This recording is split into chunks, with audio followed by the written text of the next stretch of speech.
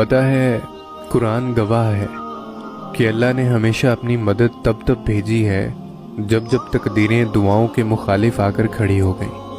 اللہ نے تب اپنے اندیکھے ذریعوں تک رسائی کے دروازے کھولے جب سارے دیکھنے والے ذریعے بند ہو گئے۔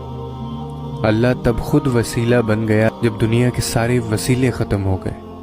اللہ تب طاقت بن کر کھڑا ہو گیا جب مانگنے والے تھک کر رہ گئے۔ اس نے تب انصاف بھیجا جب ترازو کے پلڑے نا انصافی کی طرف جھکنے لگے۔ تو پھر تم کیوں سوچتے ہو کہ اس کی مدد نہیں آئے گی؟ کیوں سوچتے ہو کہ تمہاری مرادیں لوٹ کر نہیں آئیں گی؟ اللہ نے وعدہ کیا ہے رحم کا تو اس کی مدد ضرور آئے گی۔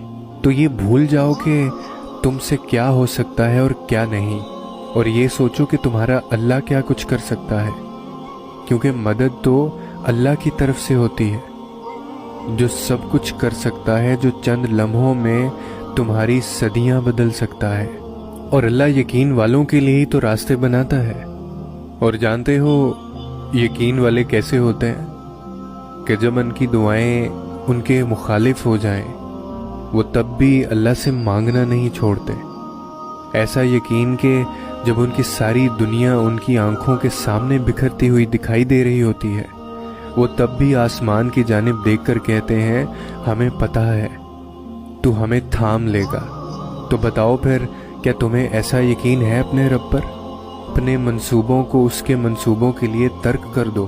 نہیں، تم تو فوراً ڈر جاتے ہو اور پھر زور زور سے کہنے لگتے ہو کہ اللہ نے میری دعائیں تو سنی ہی نہیں۔ بھول گئے ہو اللہ کہتا ہے کہ تم کیا سمجھتے ہو کہ تم کہو گے میں ایمان لایا اور پھر تم آزمائے نہ جاؤ گے؟ جان مارنی پڑتی ہے تب جا کر اللہ ملتا ہے۔ یقین کی کڑی آزمائش کاٹنی پڑتی ہے پھر جا کر معجزے ہوتے ہیں۔ تو پھر یقین رکھو، ایسا یقین کہ اگر اللہ تمہیں دائیں جانب چلنے کا کہہ دے تو تم چل دو، یہ جانتے ہوئے بھی کہ تمہاری چاہ بائیں جانب ہے۔ پھر دیکھو کیسے وہ بائیں کو دائیں طرف لے آتا ہے اور تمہیں اس راستے سے اپنی قدرتیں دکھاتا ہے۔ جہاں سے تمہیں کچھ بھی ملنے کی توقع نہ تھی وہاں سے ملے گا تمہیں سب کچھ۔